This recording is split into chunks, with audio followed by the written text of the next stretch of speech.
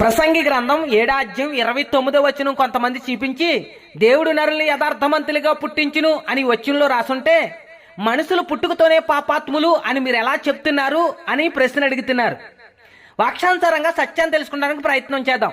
ఈ తెలుగు బైబిల్ని ఏ బైబిల్ నుంచి అయితే తెలుగులోకి తర్జుమా చేశారో ఆ మూల గ్రంథమైనటువంటి హిబ్రూ బైబిల్లో అదే ప్రసంగి గ్రంథం 7:29 నరులు అని రాసిన కడల్లా ఆహాదం మొట్టమొదట మనిషి. దేవుడు అందరినీ యథార్థమంతులుగా కాదు కానీ మొట్టమొదట నరుని దేవుడు యథార్థమంతుడిగా చేసి ఉన్నాడో ఆ నరుడు పాపం చేయటం వల్ల ఆ నరుల్లో పాపం ఉండటం వల్ల ఆ నరుడి నుంచి వచ్చినటువంటి మనిషి జాతి అంతా కూడా వివిధ తంత్రములు కల్పించుకున్నారు అనేటువంటి అర్థం వస్తుంది. అలాగే కొన్ని చోట్ల నరులు అని రాసిన కడల్లా ఆహాదం అని రాసింది. అక్కడ ఉన్నటువంటి సందర్భాన్ని బట్టి మనం వాక్యం అర్థం చేసుకోవాలి. ఉదాహరణకి బైబిల్లో చాలా చోట్ల దేవుడు అని రాసింది. దేవుడు అని రాసిన కడల్లా బైబిల్లో దేవుడే